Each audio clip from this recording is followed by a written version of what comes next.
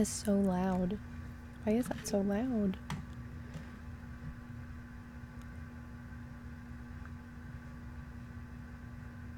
Wait.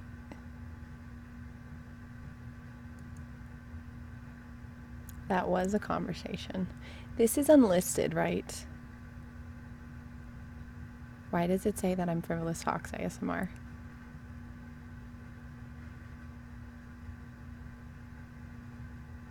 Okay, that scared the crap out of me. Okay. Are we ready? Sorry I'm late. I had to jump into that little conversation there. Okay. We are on. This looks terrible. This is like after 4 hours of stream and it all being messed up and my lips are gone. But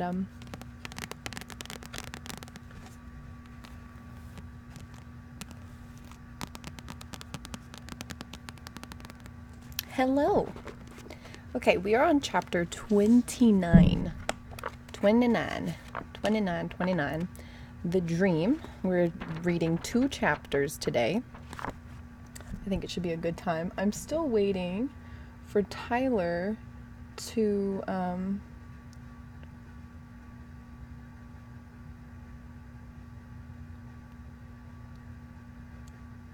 still waiting for Tyler to turn off the air for me, because that will make a lot of the noise go away. It got worse? How was that possible?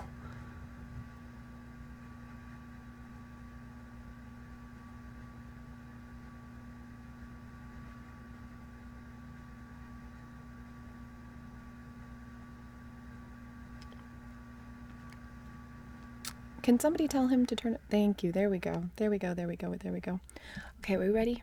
Things took a turn. All right. Well, enough about buttholes and butt sex and all of that stuff. We are going to sit back, relax, and read some Harry Potter, shall we? Let's get it. Hello, Ryan. The Dream. It comes down to this, said Hermione, rubbing her forehead. Either Mr. Crouch attacked Victor, or somebody else attacked both of them when Victor wasn't looking. It must have been Crouch, said Ron at once. That's why he was gone when Harry and Dumbledore got there. He'd done a runner. I don't think so, said Harry, shaking his head. He seemed really weak. I don't reckon he was up to disapparating or anything. You can't disapparate on the Hogwarts grounds. Haven't I told you enough times? Said Hermione. Okay, how's this for a theory? Said Ron excitedly. Krum attacked Crouch, no, wait for it, and then stunned himself. And Mr. Crouch evaporated, did he? Said Hermione coldly. Oh, yeah. It was daybreak. Harry, Ron, and Hermione had crept out of their dormitories very early and hurried up to the owlry together to send a note to Sirius. Now they were standing looking out at the misty grounds. All 3 of them were puffy-eyed and pale because they had been talking late into the night about Mr. Crouch. Just go through it again, Harry, said Hermione. What did Mr. Crouch actually say? I told you, he wasn't making much sense. He said he wanted to warn Dumbledore about something. He definitely mentioned Bertha Jorkins, and he seemed to think she was dead. He kept saying stuff was his fault. He mentioned his son. Well, that was his fault, said Hermione testily. He was out of his mind. Half the time he seemed to think his wife and son were still alive, and he kept talking to Percy about work and giving him instructions. And remind me what he said about you-know-who, said Ron tentatively. I've told you, Harry repeated dully. He said he's getting stronger. There was a pause. Then Ron said in a falsely confident tone, but he was out of his mind, like you said, so half of it was probably just raving. He was sanest when he was trying to talk about Voldemort, said Harry, and Ron winced at the sound of the name. He was having real trouble stringing 2 words together, but that was when he seemed to know where he was and know what he wanted to do. He just kept saying he had to see Dumbledore. Harry turned away from the window and stared up into the rafters. The many perches were half empty. Every now and then another owl would swoop in through one of the windows, returning from its night's hunting with a mouse in its beak. If Snape hadn't held me up, Harry said bitterly, we might have got there in time. The headmaster is busy, Potter. What's this rubbish, Potter? Why couldn't he just have got out of the way? Maybe he didn't want you to get there, said Ron quickly. Maybe. Hang on. How fast do you reckon he could have gotten down to the forest? Do you reckon he could have beaten you and Dumbledore there? Not unless he can turn himself into a bat or something, said Harry. Wouldn't put it past him, Ron muttered. We need to see Professor Moody, said Hermione. We need to find out whether he found Mr. Crouch. If he had the Marauder's map on, it would have been easy, said Harry. Unless Crouch was already outside the grounds, said Ron, because it only shows up to the boundaries, doesn't... Shh, said Hermione suddenly. Somebody was climbing the steps up to the owlry. Harry could hear two voices arguing, coming closer and closer. That's blackmail, that is. We could get into a lot of trouble for that. We've tried being polite. It's time to play dirty like him. He wouldn't like the Ministry of Magic knowing what he did. I'm telling you, if you put that in writing, it's blackmail. Yeah, and you won't be complaining if we get a nice fat payoff, will you? The owlry door banged open. Fred and George came over the threshold, then froze at the sight of Harry, Ron, and Hermione. What are you doing here? Ron and Fred said at the same time. Sending a letter, said Harry and George in unison. What, at this time? Said Hermione and Fred. Fred grinned.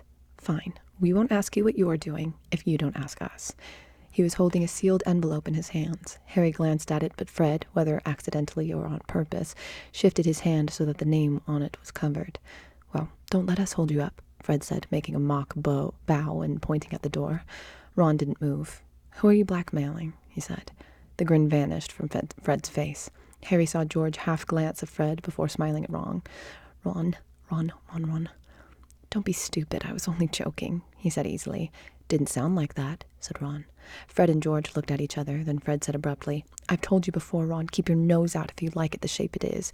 Can't see why you would, but it's my business if you're blackmailing someone, said Ron. George is right, you could end up in serious trouble for that.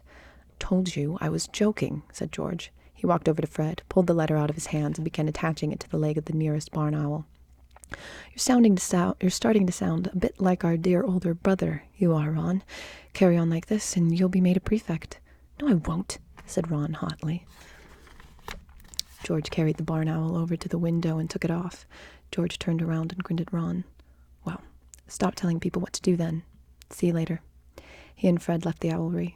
Harry, Ron, and Hermione stared at one another. You don't think they know something about all this, do you? Hermione whispered. About Crouch and everything. Nah, if it was something that serious, they'd tell someone. They'd tell Dumbledore. Ron, however, was looking uncomfortable. What's the matter? Hermione asked him. Well, I don't know if they would. They're obsessed with making money lately. I noticed it when I was hanging around with them, when, we weren't talking. Harry finished the sentence for him. Yeah, but blackmail. It's this joke shop idea they've got, said Ron. I thought they were only saying it to annoy Mum, but they really mean it. They want to start one. They've only got a year left at Hogwarts. They keep going on about how it's time to think about their future and Dad can't help them and they need gold to get started. Hermione was looking uncomfortable now. Yes, but they wouldn't do anything against the law to get gold. Wouldn't they? Said Ron, looking skeptical. I don't know. They don't exactly mind breaking rules, do they? Hi, Queefy. Sweetie, how you doing?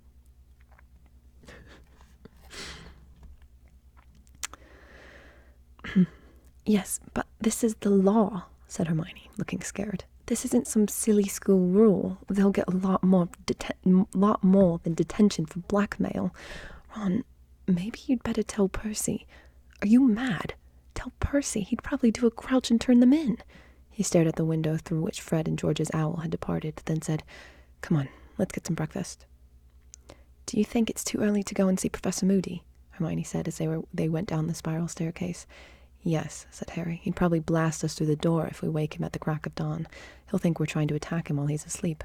Let's give it till break. History of Magic had rarely gone so slowly. Harry kept checking Ron's watch, having finally discarded his own, but Ron's was moving so slowly he could have sworn it had stopped working too. All three of them were so tired they could happily have put their heads down on the desks and slept. Even Hermione wasn't taking her usual notes, but was sitting with her head on her hand, gazing at Professor Binns with her eyes out of focus. When When the bell finally rang, they hurried out into the corridors toward the dark arts classroom and found Professor Moody leaving it. He looked as tired as they felt. The eyelid of his normal eye was drooping, giving his face an even more lopsided appearance than usual. "Professor Moody," Harry called as they made their way toward him through the crowd. "Hello, Potter," growled Moody. His magical eye followed a couple of passing first years who sped up, looking nervous. It rolled into the back of Moody's head and watched them around the corner before he spoke again. "Come in here." He stood back to let them into his empty classroom, limped in after them, and closed the door. "Did you find him?" Harry asked without preamble. "Mr. Crouch?" "No," said Moody. He moved over to his desk, sat down, stretched out his wooden leg with a slight groan, and pulled out his hip flask. "Did you use a map?" "Of course," said Moody, taking a swig from his flask. "Took a leaf out of your book, Potter. Summoned it from my office into the forest. He wasn't anywhere on there." "So he did disapparate," said Ron. "You can't disapparate on the grounds, Ron," said Hermione. "There are other ways he could have disappeared, aren't there, Professor?" Moody's magical eye quivered as it rested on Hermione. "You're another one who might think about a career as an Auror," he told her. "Mind works the right way, Granger." Hermione flushed pink with pleasure. "Well, he wasn't invisible," said Harry. "The map shows invisible people. He must have left the grounds then." "But under his own steam," said Hermione eagerly. "Or because someone made him." "Yeah, someone could have pulled him onto a broom and flown off with him, couldn't they?" said Ron quickly, looking hopefully at Moody as if he too wanted to be told that he had makings of an Auror. "We can't rule out kidnap," growled Moody. "So, do you reckon he's somewhere in Hogsmeade?" "Could be anywhere," said Moody, shaking his head. "Only thing we know for sure is that he's not here." He yawned widely, so that his scars stretched and his lopsided mouth revealed a number of missing teeth. Then he said, "Now, Dumbledore's told me you three fancy yourself as investigators, but there's nothing you can do for Crouch. The Ministry will be looking for him now. Dumbledore's notified them. Potter, you just keep your mind on the third task." "What?" "Oh, yeah." He hadn't given the maze a single thought since he had left with Crumb the previous night. "Should be right up your street, this one," said Moody, looking up at Harry and scratching his scarred and stubbly chin. "From what Dumbledore said, you've managed to get through stuff like this plenty of times. Broke your way through a series of obstacles, guarding the Sorcerer's Stone in your first year, didn't you?" "We helped," Ron said quickly. "Me and Hermione helped." Moody grinned. "Well, help him practice for this one, and I'll be very surprised if he doesn't win," said Moody. "In the meantime, constant vigilance, Potter. Constant vigilance." He took another long draw from his hip flask, and his magical eye swiveled onto the window. The topmost sail of the Durmstrang ship was visible through it. "You too," counseled Moody, his normal eye on Ron and Hermione. "You stick close to Potter, all right? I'm keeping an eye on things, but all the same, you can never have too many eyes out." Sirius sent their owl back the very next morning. It fluttered down beside Harry at the same moment that a tawny owl landed in front of Hermione, clutching a copy of the Daily Prophet in its beak. She took the newspaper, scanned the first few pages, said, "Ha! She hasn't got wind of Crouch," then joined Ron and Harry in reading what Sirius had to say on the mysterious events of the night before last. "Harry, what do you think you're playing at, walking off into the forest with Victor Crumb? I want you to swear, by return owl, that you are not going to go walking with anyone else at night. There is somebody highly dangerous at Hogwarts. It is clear to me that they wanted to stop Crouch from seeing Dumbledore, and you were probably feet away from them in the dark. You could have been killed. Your name didn't get into the Goblet of Fire by accident. If someone's trying to attack you, they're on their last chance. Stay close to Ron and Hermione. Do not leave Gryffindor Tower after hours, and arm yourself for the third task. Practice stunning and disarming. A few hexes wouldn't go amiss either. There's nothing you can do about Crouch. Keep your head down and look after yourself. I'm waiting for your letter giving me your word you won't stray out of bounds again. Sirius." "Who's he to lecture me about being out of bounds?" said Harry in mild indignation as he folded up Sirius's letter and put it inside his robes. After all the stuff he did at school." "He's worried about you," said Hermione sharply, "just like Moody and Hagrid. So listen to them." "No one's tried to attack me all year," said Harry. "No one's done anything to me at all, except put your name in the Goblet of Fire," said Hermione. "And they must have done that for a reason, Harry. Snuffles is right. Maybe they've been biding the time. Maybe this is the task they're going to get you." "Look," said Harry impatiently, Let's say Sirius is right, and someone stunned Crumb to kidnap Crouch. Well, they would have been in the trees near us, wouldn't they? But they waited till I was out of the way until they acted. So it doesn't look like I'm their target, does it? They couldn't have made it look like an accident if they murdered you in the forest, said Hermione. But if you die during a task... They didn't care about attacking Crumb, did they? Said Harry. Why didn't they just polish me off at the same time? They could have made it look like Crumb and I had a duel or something. Harry, I don't understand it either, said Hermione desperately. I just know there are a lot of odd things going on, and I don't like it. Moody's right, Sirius is right. You've got to get in training for the third task straight away, and you make sure you write back to Sirius and promise him you're not going to go sneaking off alone again. The Hogwarts grounds never looked more inviting than when Harry had to stay indoors. For the next few days, he spent all of his free time either in the library with Hermione and Ron, looking at Pexes, or else in empty classrooms, which they sneaked into practice. Harry was concentrating on the stunning spell, which he had never used before. The trouble was that practicing it involved certain sacrifices on Ron's and Hermione's part. "Can't we kidnap Mrs. Norris?" Ron suggested on Monday lunchtime, as he lay flat on his back in the middle of their charms classroom, having just been stunned and reawoken by Harry for the 5th time in a row. "Let's stun her for a bit. Or you could use Dobby, Harry. I'd bet he'd do anything to help you. I'm not complaining or anything." He got gingerly to his feet, rubbing his backside, "but I'm aching all over." "Well, you keep missing the cushions, don't you?" said Hermione impatiently, rearranging the pile of cushions they had used for the banishing spell, which Flitwick had left in a cabinet. "Just try and fall backward." "Once you're stunned, you can't aim too well, Hermione," said Ron angrily. "Why don't you take a turn?" "Well, I think Harry's got it now anyway," said Hermione hastily. "And we don't have to worry about disarming, because he's been able to do that for ages. I think we ought to start on some of these hexes this evening." She looked down the list they had made in the library. "I like the look of this one," she said. "This impediment curse. Should slow down anything that's trying to attack you, Harry. We'll start with that one." The bell rang. They hastily shoved the cushions back into Flitwick's cupboard and slipped out of the classroom. "See you at dinner," said Hermione, and she set off for arithmancy, while Harry and Ron headed toward North Tower and divination. Broad strips of dazzling gold sunlight fell across the corridor from the high windows. The sky outside was so brightly blue it looked as though it had been enameled. "It's going to be boiling in Trelawney's room. She never puts out that fire," said Ron as they started up the staircase toward the silver ladder in the trapdoor. He was quite white and right. The dimly lit room was swelteringly hot. Swelteringly. I'm reading really terribly today. I am so sorry. Hi, Prince. How are you doing? He was quite right. The dimly lit room was swelteringly hot. The fumes from the perfumed fire were heavier than ever. Harry's head swam as he made his way over to one of the curtained windows. While Professor Trelawney was looking the other way, disentangling her shawl from a lamp, he opened it an inch or so and settled back into his chintz armchair, so that a soft breeze played across his face. It was extremely comfortable. "My dears," said Professor Trelawney, sitting down in her winged armchair in front of the class and peering around at them all with her strangely enlarged eyes, "we have almost finished our work on planetary divination. Today, however, will be an excellent opportunity to examine the effects of Mars, for he is placed most interestingly at the present time.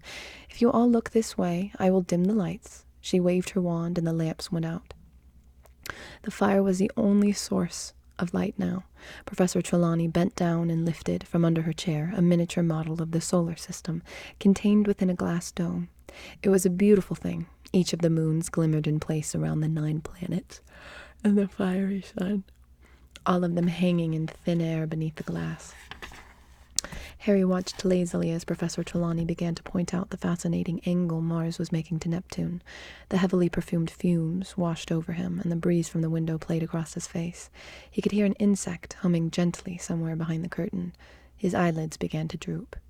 He was riding on the back of an eagle owl, soaring through the clear blue sky toward an old, ivy-covered house set high on a hillside.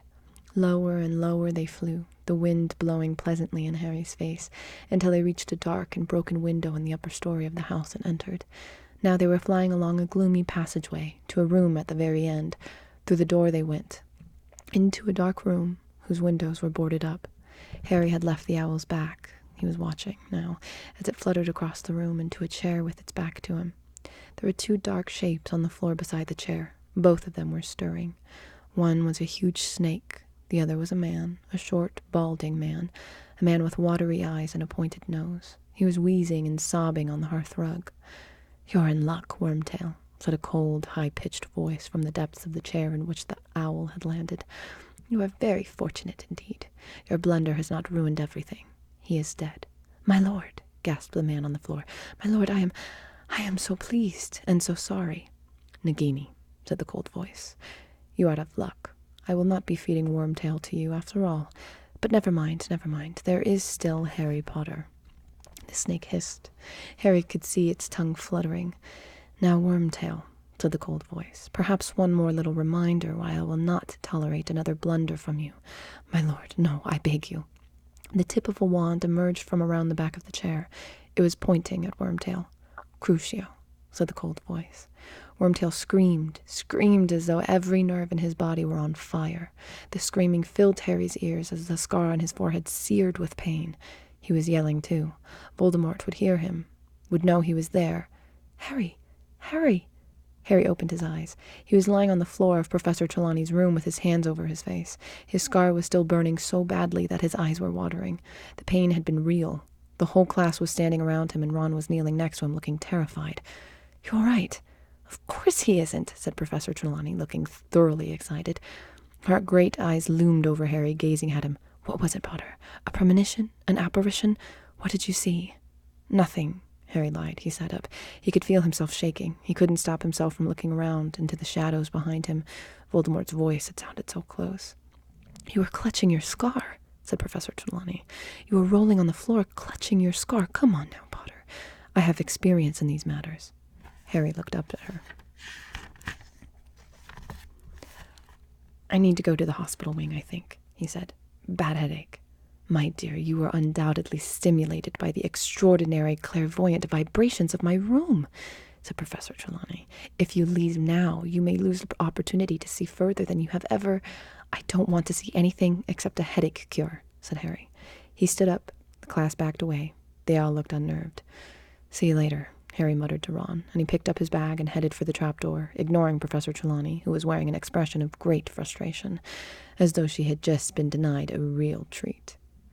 When Harry reached the bottom of her stepladder, however, he did not set off for the hospital wing. He had no intention whatsoever of going there. Sirius had told him what to do if his scar hurt him again, and Harry was going to follow his advice. He was going straight to Dumbledore's office. He marched down the corridors, thinking about what he had seen in the dream. It had been as vivid as the one that had awoken him on Privet Drive. He ran over the details in his mind, trying to make sure he could remember them. He had heard Voldemort accusing Wormtail of making a blunder, but the owl had brought good news. The blunder had been repaired. Somebody was dead, so Wormtail was not going to be fed to the snake. He, Harry, was going to be fed to it instead. Harry had walked right past the stone gargoyle guarding the entrance to Dumbledore's office without noticing. He blinked, looked around, realized what he had done, and retraced his steps, stopping in front of it. Then he remembered that he didn't know the password. "Lemon drop?" he tried tentatively. The gargoyle did not move. "Okay," said Harry, staring at it. "Pear drop. Licorice wand. Fizzing Whizbee. Drooble's best blowing gum. Bertie Bott's every flavor beans. Oh no, he doesn't like them, does he? Just open, can't you?" he said angrily. "I really need to see him. It's urgent." The gargoyle remained immovable. Harry kicked it, achieving nothing but an excruciating pain in his big toe. "Chocolate frog," he yelled angrily, standing on one leg. "Sugar quill. Cockroach cluster." The gargoyle sprang to life and jumped aside. Harry blinked. "Cockroach cluster?" he said, amazed. "I was only joking." He hurried through the gap in the walls and stepped onto the foot of a spiral stone staircase, which moved slowly upwards as the door closed behind him, taking him up to a polished oak door with a brass door knocker. He could hear voices from inside the office. He stepped off the moving staircase and hesitated, listening. "Dumbledore, I'm afraid I don't see the connection. Don't see it at all." It was the voice of Minister of Magic, Cornelius Fudge. "Ludo says Bertha is perfectly capable of getting herself lost. I agree we would have expected to have found her by now, but all the same, we've no evidence of foul play. Dumbledore, no, none at all. As for her disappearance being linked with Barty Crouch's, And what do you think that's... and what do you think's happened to Barty Crouch, Minister? Said Moody's growling voice. I see two possibilities, Alistair, said Fudge. Either Crouch is finally cracked, more than likely, I'm sure you'll agree, given his personal history, lost his mind and gone wandering off somewhere. He wandered extremely quickly, if that is the case, Cornelius, said Dumbledore calmly. Or else, well... Fudge sounded embarrassed. Well, I'll reserve judgment until after I've seen the place where he was found. But you say it was just past the Beauxbatons' carriage, Dumbledore. You know what that woman is. I considered her to be a very able headmistress and an excellent dancer, said Dumbledore quietly. Dumbledore, come, said Fudge angrily. Don't you think you might be prejudiced in her favor because of Hagrid? They don't all turn out harmless, if indeed you can call Hagrid harmless, with that monster fixation he's got. I no more respect Madame Maxime than Hagrid, said Dumbledore just as calmly. I think it is possible that it is you who are prejudiced, Cornelius. Can we wrap up this discussion? Growled Moody. Yes, let's go down to the grounds then, said Fudge impatiently. No, it's not that, said Moody. It's just that Potter wants a word with you, Dumbledore. He's just outside the door. I love that. The pensieve. Pensieve? Pensieve. What intonation is that?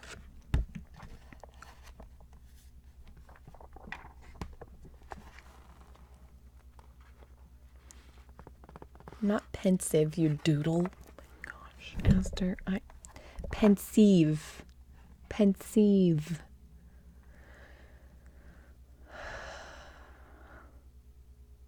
Pensive? Guys, it's not pensive. It's not pensive. I know what pensive means. This is Pensieve.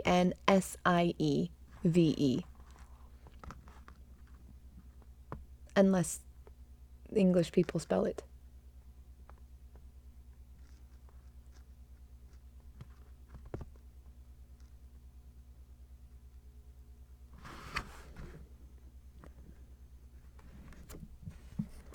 Okay.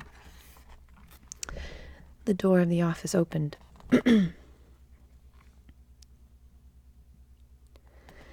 Hello, Potter, said Moody. Come in, then. Harry walked inside. He had been inside Dumbledore's office once before. It was a very beautiful circular room, lined with pictures of previous headmasters and headmistresses of Hogwarts, all of whom were fast asleep, their chests rising and falling gently.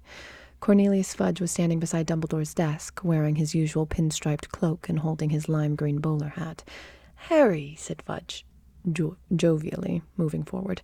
How are you? Fine, Harry lied. We were just talking about the night when Mr. Crouch turned up on the grounds. It was you who found him, was it not? Yes, said Harry. Then, feeling it was pointless to pretend that he hadn't overheard what they had been saying, he added, I didn't see Madame Maxime anywhere, though, and she'd have a job hiding, wouldn't she? Dumbledore smiled at Harry behind Fudge's back, his eyes twinkling. Yes, well, said Fudge, looking embarrassed. We're about to go for a short walk on the grounds, Harry, if you'll excuse us. Perhaps if you just go back to your class. I want to talk to you, Professor, Harry said quickly, looking at Dumbledore, who gave him a swift, searching look. Wait here for me, Harry, he said. Our examination of the grounds will not take long. They trooped out in silence past him and closed the door. After a minute or so, Harry heard the clunks of Moody's wooden leg growing fainter in the corridor below. He looked around. Hello, Fawkes, he said. Fawkes, Professor Dumbledore's phoenix, was standing on his golden perch beside the door, the size of a swan with magnificent scarlet and gold plumage. He swished his long tail and blinked benignly at Harry. Harry sat down in a chair in front of Dumbledore's desk. For several minutes he sat and watched the old headmasters and headmistresses snoozing in their frames, thinking about what he had just heard and running his fingers over his scar. It had stopped hurting now. He felt much calmer, somehow, now that he was in Dumbledore's office, knowing he would shortly be telling him about the dream. Harry looked up at the walls behind the desk. The patched and ragged sorting hat was standing on a shelf. A glass next to it held a magnificent silver sword with large rubies set into the hilt, which Harry recognized as the one he himself had pulled out of the sorting hat in his second year. The sword had once belonged to Godric Gryffindor, founder of Harry's house. He was gazing at it, remembering how it had come to his aid when he had thought all hope was lost, when he noticed a patch of silvery light dancing and shimmering on the glass case. He looked around for the source of the light and saw a sliver of silver white shining brightly from within a black cabinet behind him, whose door had not been closed properly. Harry hesitated, glanced at Fawkes, then got up, walked across the office, and pulled open the cabinet door. A shallow stone basin lay there, with odd carvings around the edge, runes and symbols that Harry did not recognize. The silvery light was coming from the basin's contents, which were like nothing Harry had ever seen before. He could not tell whether the substance was liquid or gas. It was a bright, whitish silver, and it was moving ceaselessly. The surface of it became ruffled, like water beneath wind, and then, like clouds, separated and swirled smoothly. It looked like light made liquid, or like wind made solid. Harry couldn't make up his mind. He wanted to touch it, to find out what it felt like, but nearly 4 years' experience of the magical world told him that sticking his hand into a full of some unknown substance was a very stupid thing to do. He therefore pulled his wand out of the inside of his robes, cast a nervous look around the office, looked back at the contents of the basin, and prodded them. The surface of the silvery stuff inside the basin began to swirl very fast. Harry bent over, his head right inside the cabinet. The silvery substance had become transparent. It looked like glass. He looked down into it, expecting to see the stone bottom of the basin, and saw instead an enormous room below the surface of the mysterious substance, a room into which he seemed to be looking through a circular window in the ceiling. The room was dimly lit. He thought it might even be underground, for there were no windows, merely torches and brackets such as the ones that illuminated the walls of Hogwarts. Lowering his face so that his nose was a mere inch away from the glassy substance, Harry saw that rows and rows of witches and wizards were seated around every wall on what seemed to be benches rising in levels. An empty chair stood in the very center of the room. There was something about the chair that gave Harry an ominous feeling. Chains encircled the arms of it, as though its occupants were usually tied to it. Where was this place? It surely wasn't Hogwarts. He had never seen a room like that there in the castle. Moreover, the crowd in the mysterious room at the bottom of the basin was comprised of adults, and Harry knew there were not nearly that many teachers at Hogwarts. They seemed, he thought, to be waiting for something, even though he could only see the tops of their hats. All of the faces seemed to be pointing in one direction, and none of them were talking to one another. The basin being circular and the room he was observing square, Harry could not make out what was going on in the corners of it. He leaned in even closer, tilting his head, trying to see. The tip of his nose touched the strange substance in which he was staring. Dumbledore's office gave an almighty lurch. Harry was thrown forward and pitched headfirst into the substance inside the basin, but his head did not hit the stone bottom. He was falling through something icy cold and black. It was like being sucked into a dark whirlpool. And suddenly, Harry found himself sitting on a bench at the end of the room inside the basin, a bench raised high above the others. He looked up at the stone ceiling, expecting to see the circular window through which he had just been staring, but there was nothing but dark, solid stone. Breathing hard and fast, Harry looked around him.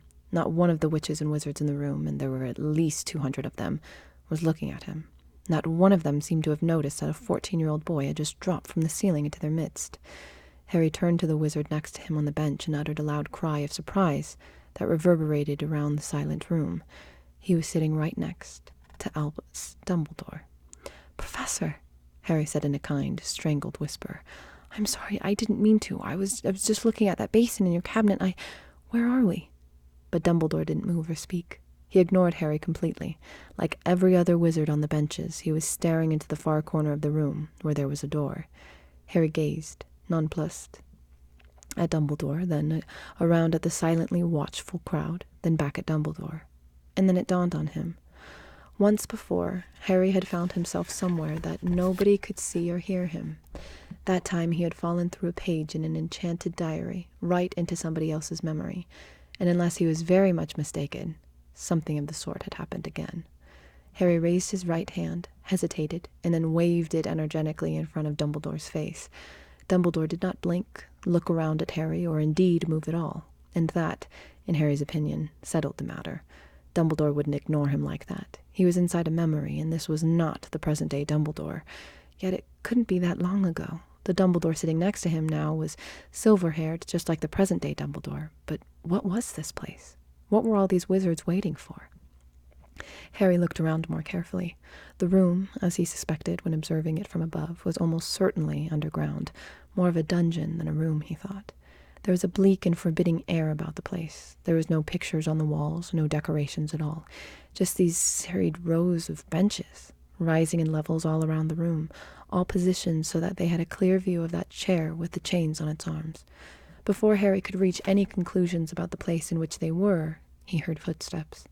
The door in the corner of the dungeon opened, and 3 people entered, or at least one man, flanked by 2 Dementors. Harry's insides went cold. The Dementors, tall, hooded creatures whose faces were concealed, were gliding slowly toward the chair in the center of the room, each grasping one of the man's arms with their dead and rotten-looking hands. The man between them looked as though he was about to faint, and Harry couldn't blame him. He knew the Dementors could not touch him inside a memory, but he remembered their power only too well. The watching crowd recoiled slightly as the Dementors placed the man in the chained chair and glided back out of the room. The door swung shut behind them. Harry looked down at the man sitting in the chair and saw that it was Karkaroff. Unlike Dumbledore, Karkaroff looked much younger. His hair and goatee were black. He was not dressed in sleek furs, but in thin and ragged robes. He was shaking. Even as Harry watched, the chains on the arms of the chair glowed suddenly gold and snaked their way up Karkaroff's arms, binding him there. "Igor Karkaroff," said a curt voice to Harry's left. Harry looked around and saw Mr. Crouch standing up in the middle of the bench beside him. Crouch's hair was dark. His face was much less lined. He looked fit and alert. "You have been brought from Azkaban to present evidence to the Ministry of Magic. You have given us to understand that you have important information for us." Karkaroff straightened himself as best he could, tightly bound to the chair. "I have, sir," he said, and although his voice was very scared, Harry could still hear the familiar, unctuous note in it. "I wish to be of use to the Ministry. I wish to help. I know that the Ministry is trying to round up the last of the Dark Lord's supporters. I am eager to assist in any way I can." There was a murmur around the benches. Some of the wizards and witches were surveying Karkaroff with interest. Others were pronounced mistrust. Then Harry heard, quite distinctly, from Dumbledore's other side, a familiar, growling voice. "Filth." Harry leaned forward so that he could see past Dumbledore. Mad-Eye Moody was sitting there, except that there was a very noticeable difference in his appearance. He did not have his magical eye, but 2 normal ones. Both were looking down upon Karkaroff, and both were narrowed in intense dislike. "Crouch is going to let him out," Moody breathed quietly to Dumbledore. "He's done a deal with him. Took me 6 months to track him down, and Crouch is going to let him go if he's got enough new names. Let's hear his information, I say, and throw him straight back to the Dementors." Dumbledore made a small noise of dissent through his long, crooked nose. "I was forgetting. You don't like the Dementors, do you, Albus?" said Moody with a sardonic smile. "No," said Dumbledore calmly. "I'm afraid I don't. I have long felt the Ministry is wrong to ally itself with such creatures." "But for filth like this," Moody said softly. "You say you have names for us, Karkaroff," said Mr. Crouch. "Let us hear them, please." "You must understand," said Karkaroff hurriedly, "that he who must not be named operated always in the greatest secrecy.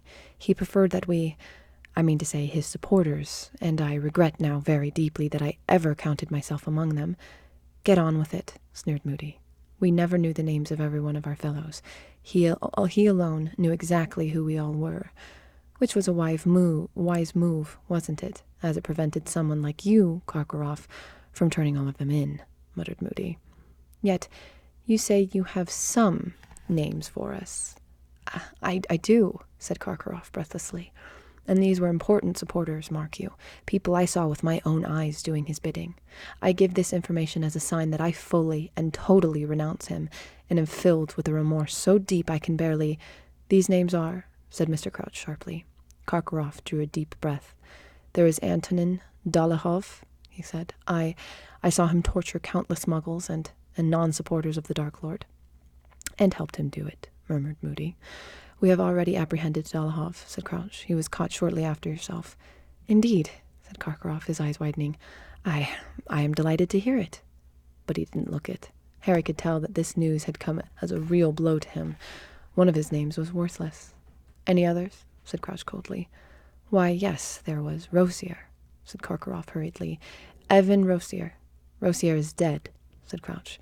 He was caught shortly after you were too. He preferred to fight rather than come quietly and was killed in the struggle. Took a bit of time with him, though, whispered Moody to Harry's right. Harry looked around at him once more and saw him indicating the large chunk out of his nose to Dumbledore. No more than Rosier deserved, said Karkaroff, a real note of panic in his voice now. Harry could see that he was starting to worry that none of his information would be of any use to the Ministry. Karkaroff's eyes darted toward the door in the corner, behind which the Dementors undoubtedly still stood, waiting. Any more? Said Crouch. Yes, said Karkaroff. There was Travers. He helped murder the McKinnons. Mulciber, he specialized in the Imperious Curse, forced countless people to do horrific things. Rookwood, he was a spy, and passed he who must not be named useful information from inside the Ministry itself. Harry could tell that this time Karkaroff had struck gold. The watching crowd was all murmuring together. Rookwood, said Mr. Crouch, nodding to a witch sitting in front of him, who began scribbling upon her piece of parchment. Augustus Rookwood of the Department of Mysteries. The very same, said Karkaroff eagerly. I believe he used a network of well-placed wizards, both inside the Ministry and out, to collect information. But Travers and Mulciber we have, said Mr. Crouch. Very well, Karkaroff. If that is all, you will be returned to Azkaban while we decide. Not yet, cried Karkaroff, looking quite desperate. Wait, I have more. Harry could see him sweating in the torchlight, his white skin contrasting strongly with the black of his hair and beard. Snape, he shouted. Severus Snape.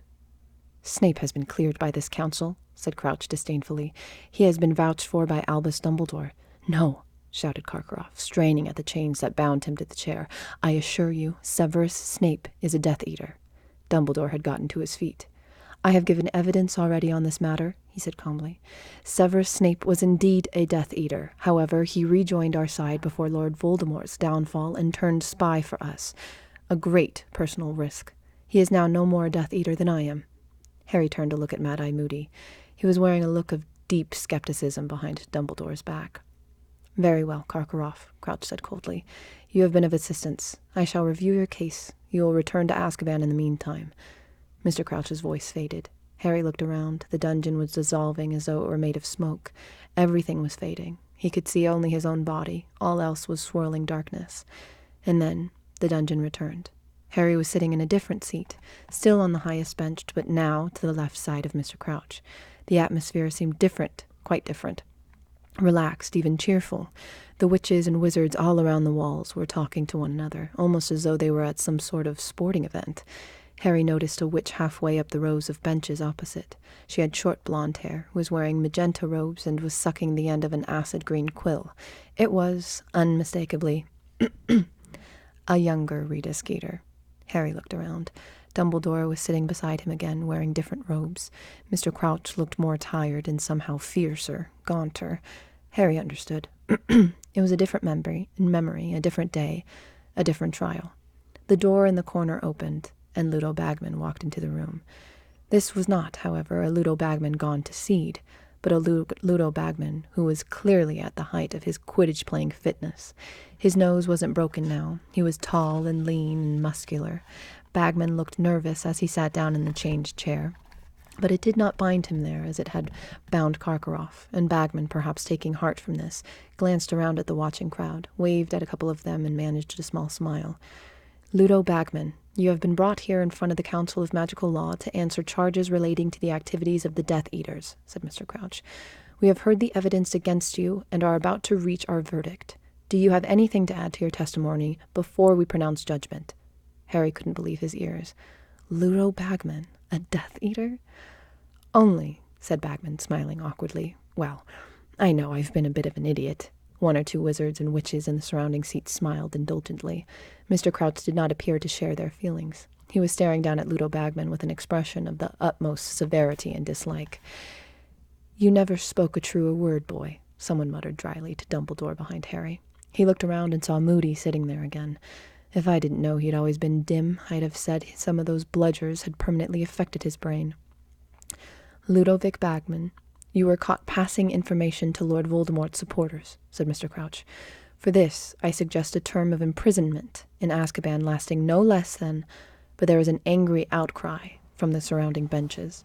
Several of the witches and wizards around the walls stood up, shaking their heads and even their fists at Mr. Crouch. "But I've told you, I had no idea," Bagman called earnestly over the crowd's babble, his round blue eyes widening. "None at all. Old Rookwood was a friend of my dad's. Never crossed my mind he was in with you-know-who. I thought I was collecting information for our side, and Rookwood kept talking about getting me a job in the ministry later on. Once my Quidditch days are over, I can't keep getting hit by bludgers for the rest of my life, can I?" There were titters from the crowd. "It will be put to vote," said Mr. Crouch coldly. He turned to the right-hand side of the dungeon. "The jury will please raise their hands. Those in favor of imprisonment." Harry looked toward the right-hand side of the dungeon. Not one person raised their hand. Many of the witches and wizards around the walls began to clap. One of the witches on the jury stood up. "Yes," barked Crouch.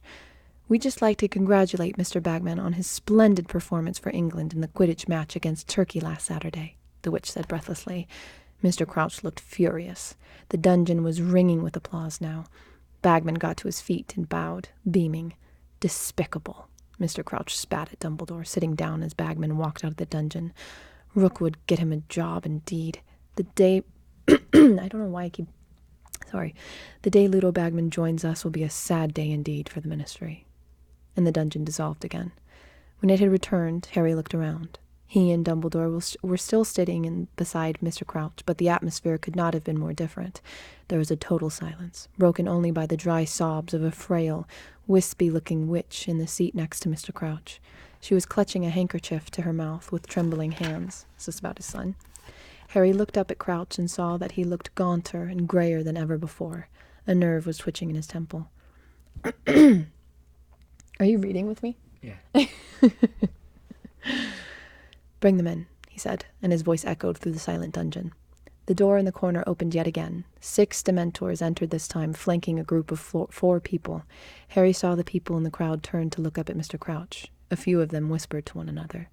The Dementors placed each of the 4 people in the 4 chairs with chained arms that now stood on the dungeon floor. There was a thick-set man who stared blankly up at Crouch, a thinner and more nervous-looking man whose eyes were darting around the crowd.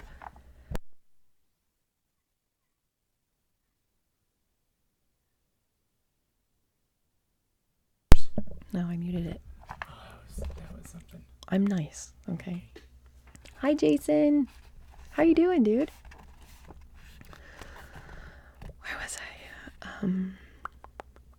A woman with thick, shining hair and heavily hooded eyes, who was sitting in the changed chair as though it were a throne, and a boy in his late teens, who looked nothing short of petrified. He was shivering, his straw-colored hair all over his face, his freckled skin milk white.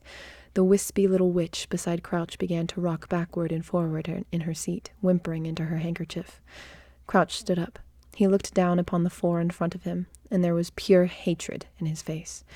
"You have been brought here before the Council of Magical Law," he said clearly, "so that we may pass judgment on you for a crime so heinous." "Father," said the boy with the straw-colored hair, "Father, please." "That we will have already heard the like of it within this court," said Crouch, speaking more loudly, drowning out his son's voice. "We have heard the evidence against you. The 4 of you stand accused of capturing an Auror, Frank Longbottom, and subjecting him to the Cruciatus curse, believing him to have knowledge of the present whereabouts of your exiled master, he who must not be named." "Father, I didn't," shrieked the boy in chains below. "I didn't, I swear it, Father. Don't send me back to the Dementors." "You are further accused," bellowed Mr. Crouch, "of using the Cruciatus curse on Frank Longbottom's wife, when he would not give you information. You plan to restore he who must not be named to power, and to resume the lives of violence you presumably led while he was strong. I now ask the jury—" "Mother!" screamed the boy below, and the wispy little witch beside Crouch began to sob, rocking backward and forward. "Mother, stop him, Mother! I didn't do it! It wasn't me!" "I now ask the jury," shouted Mr. Crouch, "to raise their hands if they believe, as I do, that these crimes deserve a life sentence in Azkaban." In unison, the witches and wizards all along the right-hand side of the dungeon raised their hands. The crowd around the walls began to clap, as it had for Bagman, their faces full of savage triumph. The boy began to scream. "No, Mother, no, I didn't do it, I didn't do it, I didn't know. Don't send me there, don't let him." The Dementors were gliding back into the room. The boy's 3 companions rose quietly from their seats. The woman with the heavy-lidded eyes looked up at Crouch and called, "The Dark Lord will rise again, Crouch. Throw us into Azkaban. We will wait. He will rise again and will come for us. He will reward us beyond any of his other supporters. We alone were faithful. We alone tried to find him." But the boy was trying to fight off the Dementors, even though Harry could see their cold, draining power starting to affect him. The crowd was jeering, some of them on their feet, as the woman swept out of the dungeon and the boy continued to struggle. "I'm your son," he screamed up at Crouch. "I'm your son." "You are no son of mine," bellowed Mr. Crouch, his eyes bulging suddenly. "I have no son." The wispy witch beside him gave a great gasp and slumped in her seat. She had fainted. Crouch appeared not to have noticed. "Take them away," Crouch roared at the Dementors, spit flying from his mouth. "Take them away, and may they rot there." Father, I wasn't involved. No, Father, please." "I think, Harry, it is time to return to my office," said a quiet voice in Harry's ear. Harry started. He looked around, then he looked on his other side. There was an Albus Dumbledore sitting on his right, watching Crouch's son being dragged away by the Dementors, and there was an Albus Dumbledore on his left, looking right at him. "Come," said the Dumbledore on his left, and he put his hand under Harry's elbow. Harry felt himself rising into the air. The dungeon dissolved around him. For a moment all was blackness, and then he felt as though he had done a slow-motion somersault, suddenly landing flat on his feet, in what seemed like the dazzling light of Dumbledore's sunlit office. The stone basin was shimmering in the cabinet in front of him, and Albus Dumbledore was standing beside him. "Professor, I know I shouldn't have. I didn't mean the cabinet door was sort of open, and—" "I quite understand," said Dumbledore. He lifted the basin, carried it over to his desk, placed it upon the polished top, and sat down in the chair behind it.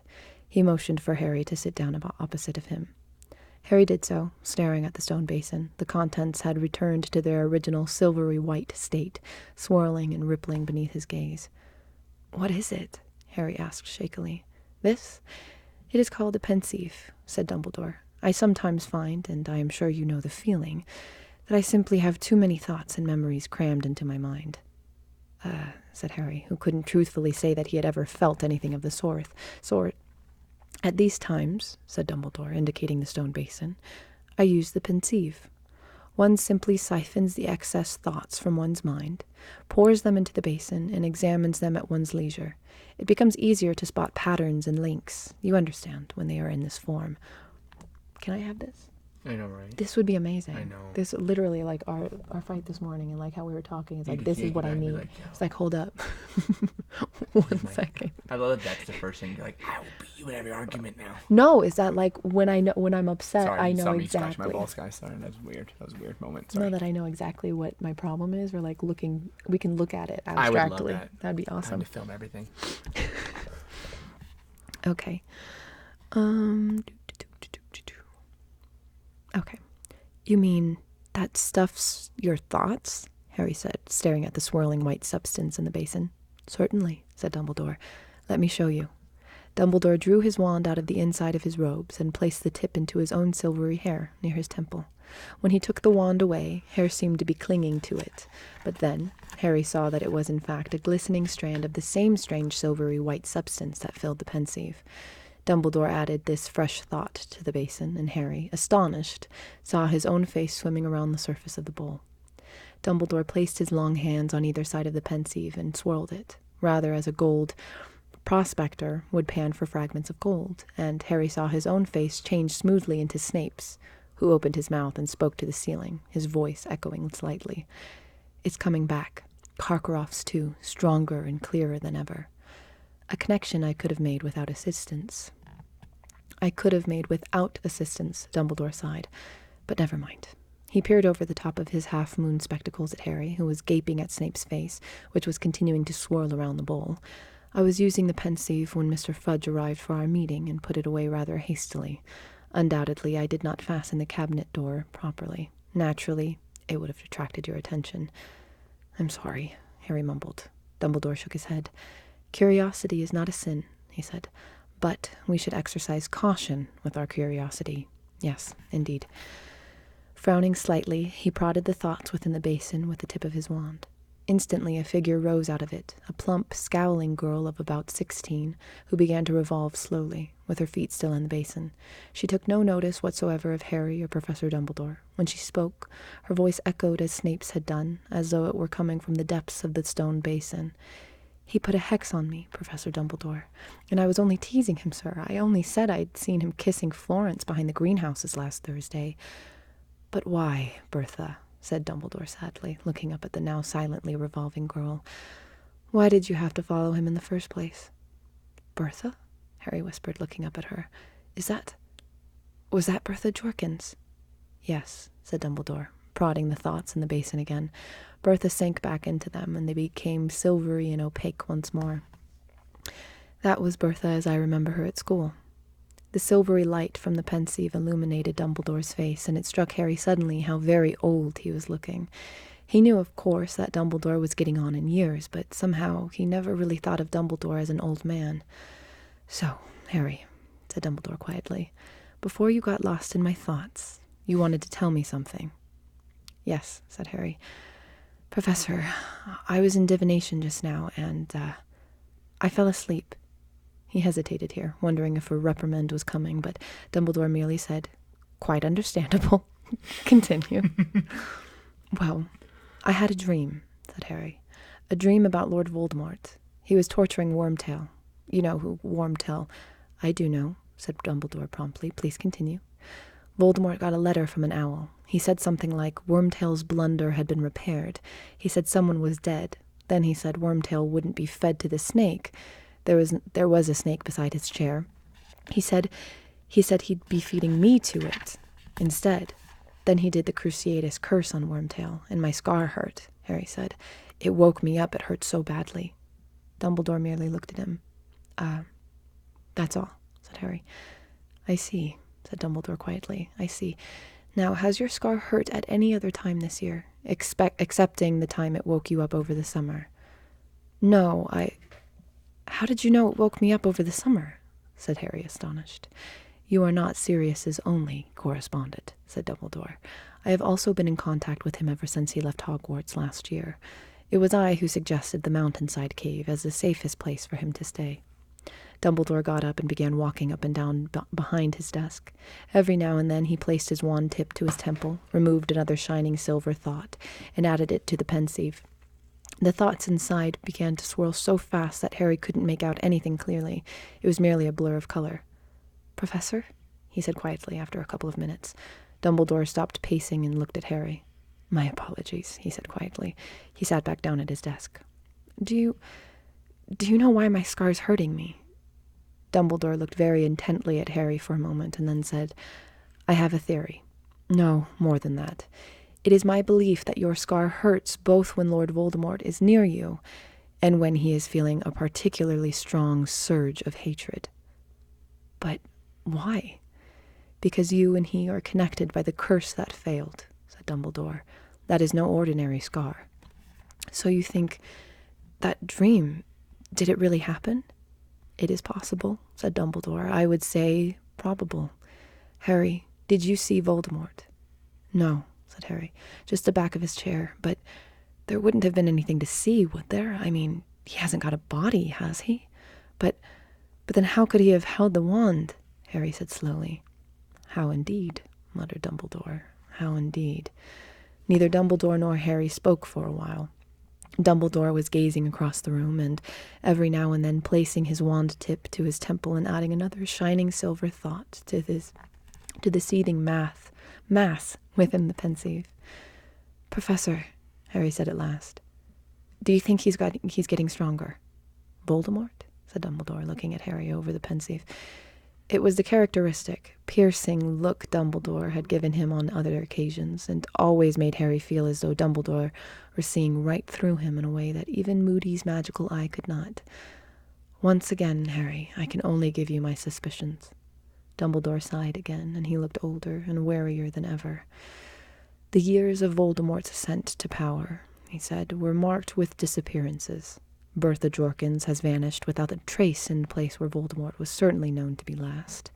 Mr. Crouch, too, has disappeared within these very grounds, And there was a third disappearance, of which the ministry, I regret to say, do not consider of any importance, for it concerns a muggle. His name was Frank Bryce. He lived in the village where Voldemort's father grew up, and he has not been seen since last August. You see, I read the Muggle newspapers, unlike most of my... I read the Muggle newspapers, unlike most of my ministry friends. Dumbledore looked very seriously at Harry. These disappearances seem to be linked. The ministry disagrees, as you may have heard while waiting outside my office. Harry nodded.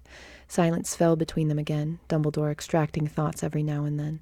Harry felt as though he ought to go, but his curiosity held him in his chair. "Professor?" he said again. "Yes, Harry," said Dumbledore. Could I ask you about that court thing I was in the Pensieve?" "You could," said Dumbledore heavily. "I attended it many times, but some trials come back to me more clearly than others, particularly now. You know the trial you found me in? The one with Crouch's son? Well, were they talking about Neville's parents?" Dumbledore gave Harry a very sharp look. Has Neville never told you why he has been brought up by his grandmother?" he said. Harry shook his head, wondering, as he did so, how he could have failed to ask Neville this in almost 4 years of knowing him. "Yes, they were talking about Neville's parents," said Dumbledore. "His father, Frank, was an Auror, just like Professor Moody. He and his wife were tortured for information about Voldemort's whereabouts after he lost his powers, as you heard." "So they're dead?" said Harry quietly. "No," said Dumbledore, his voice full of bitterness Harry had never heard there before. "They are insane. They are both in St. Mungo's Hospital for Magical Maladies and Injuries. I believe Neville visits them, with his grandmother, during the holidays. They do not recognize him." Harry sat there, horror-struck. He had never known, never, in 4 years, bothered to find out. "The Longbottoms were very popular," said Dumbledore. "The attacks on them came after Voldemort's fall from power, just when everyone thought that they were safe. Those attacks caused a wave of fury such as I have never known. The ministry was under great pressure to catch those who had done it. Unfortunately, the Longbottoms' evidence was, given their condition, none too reliable." "Then Mr. Crouch's son might not have been involved?" said Harry slowly. Dumbledore shook his head. "As to that, I have no idea." Harry sat in silence once more, watching the contents of the Pensieve swirl. There were 2 more questions he was burning to ask, but they concerned the guilt of living people. "Mr. Bagman has never been accused of any dark activity since," said Dumbledore calmly. "Right," said Harry hastily, staring at the contents of the Pensieve again, which were swirling more slowly now that Dumbledore had stopped adding thoughts. But the Pensieve seemed to be asking his question for him. Snape's face was swimming on the surface again. Dumbledore glanced down into it and then up at Harry. "No more has Professor Snape," he said. Harry looked into Dumbledore's light blue eyes, and the thing he really wanted to know spilled out of his mouth before he could stop it. "What made you think he'd really stop supporting Voldemort, Professor?" Dumbledore held Harry's gaze for a few seconds and then said, "That, Harry, is a matter between Professor Snape and myself." Harry knew that the interview was over. Dumbledore did not look angry, yet there was a finality in his tone that told Harry it was time to go. He stood up, and so did Dumbledore. "Harry," he said as Harry reached the door, "please do not speak about Neville's parents to anybody else. He has the right to let people know when he's ready." "Yes, Professor," said Harry, turning to go. And Harry looked back. Dumbledore was standing over the Pensieve, his face lit from beneath by its silvery spots of light, looking older than ever. He stared at Harry for a moment and then said, "Good luck with the 3rd task." And that is the end of chapter 30. That was a lot of information. It was. That was a shit ton of information. Yeah, and that was spicy. Very well written. Yes. That scene in the dungeon, like watching all of that, was very, very... Because this you're at the point where the whole series just takes off. Like, this is like, you're at the point where it begins. So next week I'm going to want to read like 4 chapters. You should just finish the book. You should honestly just do one big reading and just read the rest. I have. It just goes to... I don't want people to miss it, though, if they... That's what you do. I mean, if you said it all week, like, this is the day we're doing the whole thing. This is the turning point of everything. Yeah, of the whole series, in my opinion. 2. Don't. Maybe not look. Don't look. 3. Don't. No. I'm seeing how There's many some chapter chapters. titles that are really spoilers. Don't look. I was saying pensive wrong 4. the whole time. What?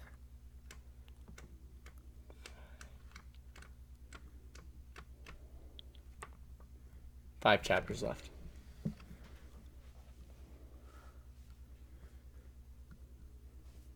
Can somebody ban Tony for me? Thanks.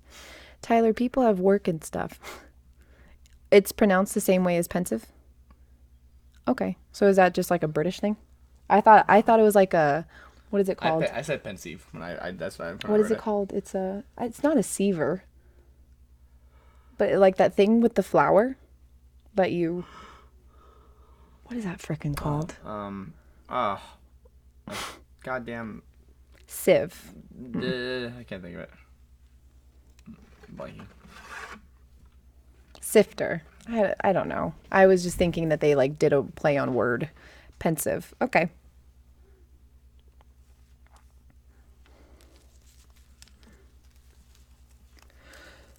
All right. Well, here we go. I did not realize it's sieve. Do you hear my stomach making these weird noises? Oh yeah. I've been holding in a huge fart. Which the moment I turn off stream. Just let them get one. No. Just let 'em They got one today, but they couldn't hear it. It literally scared the poop out of me. I was so scared that what happened the other day. She's pooping. She's in there pooping. So I frontal kick the door in. So she's bloop. I told them. Oh, did you? Damn. I was on Discord telling them like Tyler just came in and scared the poop out of me. Literally. Oh, yes, that's awesome. That's awesome. Well, I'm excited. It's starting to get real good. It Can Moody be my juicy. dad? Who? Have you guys I love Moody. Yes, Moody's awesome. Are you spoiling things? No, not at all. 'Cause I fucking love Moody. I love Moody too. This is like, have you ever seen Suits? No. The first. What? Oh, sweetie. The last, like, after a few seasons, it gets dull. But the first 2 seasons of Suits, I just remember thinking, like, can I just have, what's his name? I don't know. Not you. I'm looking at the ground thinking.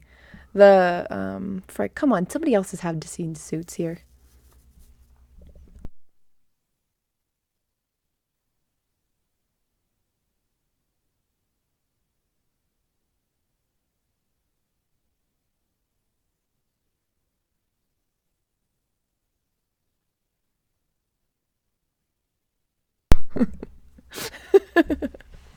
It doesn't smell. It doesn't smell honest. It doesn't. Always say that. No, and no, then I smell don't. it and it's horrible and you're like, it's so good. It smells so good. Yeah, And I'm just saying they're fucking disgusted. Bye, Ryan.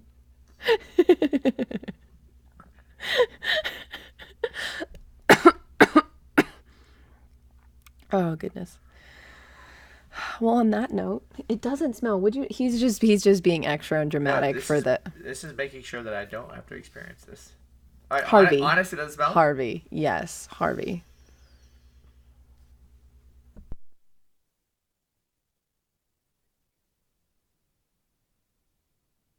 Oh my God! What are you doing?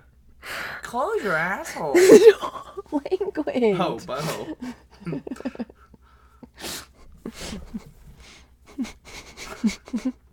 What?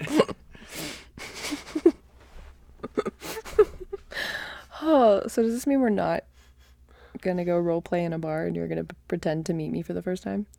We still can. Or we can play nighttime badminton. Or I can take a shower and get this crap off of me. Or we can play nighttime badminton. Or we can go ball with our bros. Or Just ball with my bros. We can play basketball.